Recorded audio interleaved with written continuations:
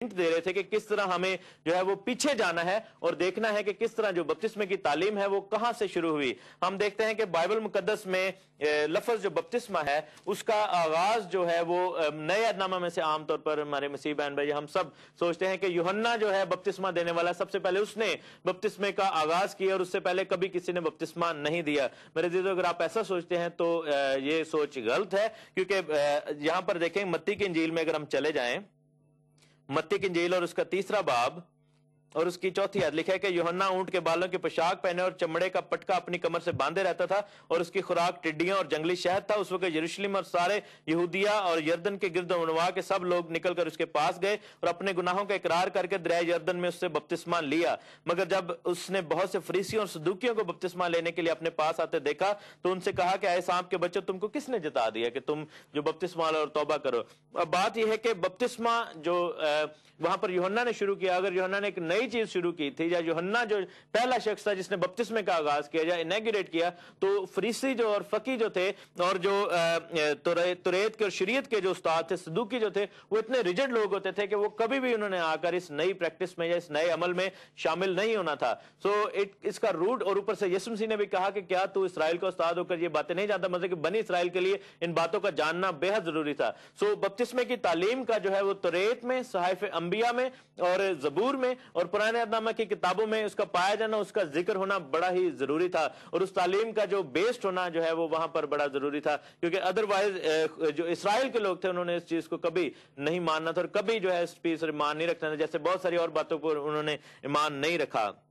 اگر ہم بپتسمہ کے لفظ کو دیکھیں تو گریک لفظ ہے بیپٹیزو. بیپٹیزو سے یہ لفظ نکلا ہے جس کا لفظی مطلب ہے ڈبونا یا رنگنا. جیسے ہمارے دیسی بہن بھائی پاکستانی یا انڈین بہن بھائی ہیں، وہ دیکھتے ہیں کس طرح دوپٹے والا جو ہے وہ دوپٹے کو رنگتا ہے یا کپڑے والا کپڑے کو رنگتا ہے، وہ کس طرح اس کو ڈبو کر جو ہے وہ اس پر رنگ چڑھا دیتا ہے. مطلب کہ اس طریقے سے ڈبو دینا کہ جو اصل رنگ ہے وہ ختم ہو جائے اور جو پانی کا رنگ ہے وہ اس کے اوپر آ جائے، یا جس چیز میں ڈبویا جاتا ہے اس کا رنگ اس کے اوپر چڑھ جائے. اور تیسرا اس کا لفظ ہے غوطہ دینا، یعنی کسی چیز کو پورا مکمل طور پر کسی پانی کے یا کسی بھی لیکوڈ میں ضم کر دینا اور اس کو پھر باہر نکالنا. اور عبرانی میں اس کے لیے لفظ ہے مکوا. مکوا جو عبرانی زبان کا لفظ ہے، اس کا مطلب ہوتا ہے غوطہ دینا یا غسل دینا یا پھر ڈبونا. اب غسل سے بہت سارے لوگ جو ہے، جب غسل کی بات آتی ہے تو لوگ عام طور پر یہ سوچتے ہیں کہ جب ہم شاور کے نیچے کھڑے ہوتے ہیں یا غسل جو ہے وہ مگے سے بھی کیا جا سکتا ہے اور بھی چھڑک کے بھی کیا جا سکتا ہے، لیکن جو ببلیکل غسل کا جو طریقہ تھا، یہ اس زمانے میں جو لفظ ہے وہ دریا کے اندر یا سمندر کے اندر جا کر غسل کے طور پر اس کے، یعنی کہ پورا سر سے پاؤں تک جو ہے وہ ڈوب جانا چاہیے جو غسل لے. اور کیا ہوتا ہے کہ اس کی ساری جو میل یا اس کی ساری جو گندگی ہے وہ دور ہو جائے، مکمل طور پر پانی کے اندر چھپ جانا اور پھر باہر نکلنا. سو بپتسمے کا لفظی مطلب یہ ہے.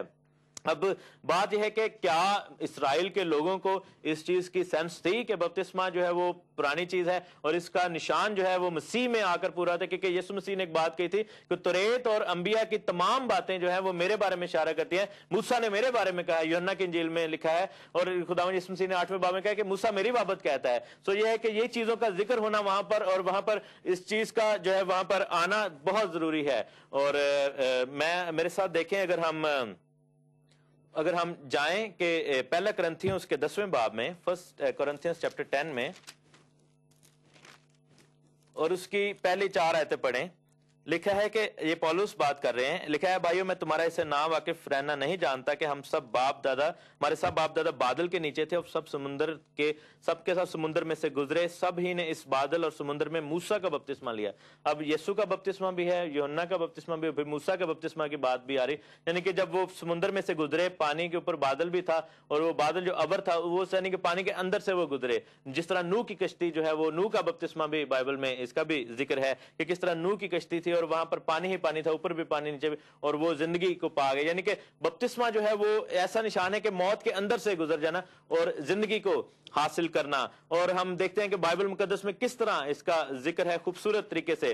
اور اس کے بعد ہم دیکھتے ہیں کہ یوحنا نے بپتسمہ دیا، پھر یسوع مسیح نے بپتسمہ دیا، اور اس کے بعد شاگردوں نے جو ہے وہ بپتسمہ دیا. اور بپتسمہ جو ہے وہ بہت ساری خوبصورت باتوں کو لے کر آتا ہے. پہلا جو ہے بپتسمہ جو ہے وہ توبہ کا نشان ہے. میرے ساتھ اگر دیکھیں مرکز کی انجیل میں اس کے 16ویں باب کی 16ویں آیت میں جائیں मरकज की इंजील 16 बाब लिखा है कि जो ईमान लाए और बपतिस्मा ले वो निजात पाएगा, जो ईमान ना लाए वो मुजरिम ठहराया जाएगा। यानी कि बपतिस्मा जो है वो तौबा का निशान है। जब हम ईमान लेकर आते हैं, तौबा करते हैं, तो हमें बपतिस्मा लेना जो है बेहद जरूरी है। और अगर हम बपतिस्मा नहीं लेते तो फिर हम अपने रास्तबाजी का जो काम है, जो ईमान का इजहार है, वो पब्लिकली नहीं करते।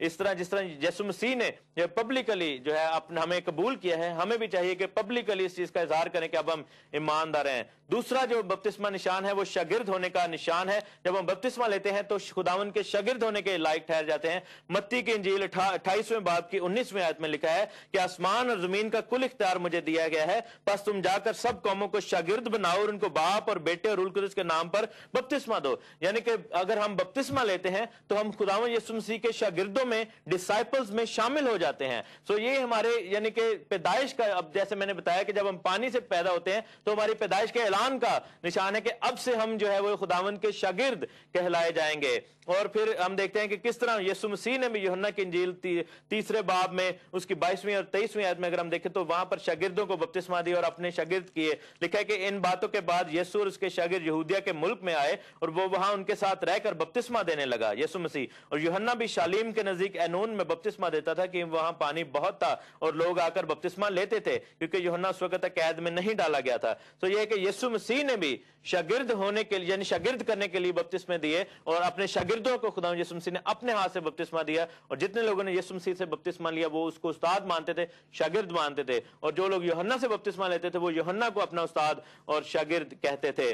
और फिर हम देखते हैं कि बपतिस्मा जो है वो रास्तबाजी का निशान है, खिदमत के लिए तैयार होने का निशान है। मत्ती की इंजील उसके 3 बाब में अगर हम चले जाएं और उसकी 13वीं आयत में लिखा है कि उस वक्त यीशु गलील से यरदन के किनारे यूहन्ना से के पास उससे बपतिस्मा लेने आया, मगर यूहन्ना ये कहकर उसे मना करने लगा कि मैं आप तुझसे बपतिस्मा लेने का मुताज। यानी यूहन्ना ने कहा कि मैं तो तेरा शागिर्द होना चाहता हूं। और फिर लिखा है कि तू मेरे पास है। यीशु ने कहा कि अब तो होने ही दे, क्योंकि हमें इसी तरह सारी रास्तबाजी पूरी करना मुनासिब है, और उसने उसको होने दिया। यानी कि यीशु मसीह ने वहां पर बपतिस्मा लेकर यूं साबित किया कि रास्तबाजी को वहां पर साबित होना जरूर था, और ये रास्तबाजी का निशान है। तो यीशु मसीह का बपतिस्मा लेना उसके लिए रास्तबाजी जो है उस निशान के तौर पर लोगों के सामने खुदावंद यीशु मसीह लेकर आए। सो अगर हम देखें कि अगर ये नए अहदनामे की चीज नहीं है तो हम पुराने अहदनामे में बपतिस्मे का जिक्र कहां है? सबसे पहले हम देखते हैं कि हैकल में या खैमा इज्तिमा में जो ज़रूफ थे, जो बर्तन हुआ करते थे, उनको वो डबो कर पानी में बपतिस्मा दिला के, यानी उनको गुस्ल देकर वो पाक करते थे और वो पाक होने के लिए तैयार हो जाते थे, खिदमत के लिए तैयार हो जाते थे। इसी तरह हम भी खुदा के हाथ में एक ज़रूफ की माना जाए, बर्तन की माना है, जिसको वो तैयार करता है बपतिस्मा के वसीला से हमारी खिदमत के आगाज। अच्छा, एक बड़ी खूबसूरत बात है कि उसके अलावा 2 और बपतिस्मे बड़े जो है वो तौरेत में खास तौर पर उनका जिक्र आता है। एक तो काहिन का बपतिस्मा है और एक कोढ़ी का बपतिस्मा है। मेरे साथ अगर देखें अहबार की किताब, द बुक ऑफ लेविटिकस, अहबार की किताब, लावियां दी किताब, उसके चैप्टर 8 में जाएं। बुक ऑफ लेविटिकस चैप्टर 8 और 6 to 12 पढ़ूंगा मैं।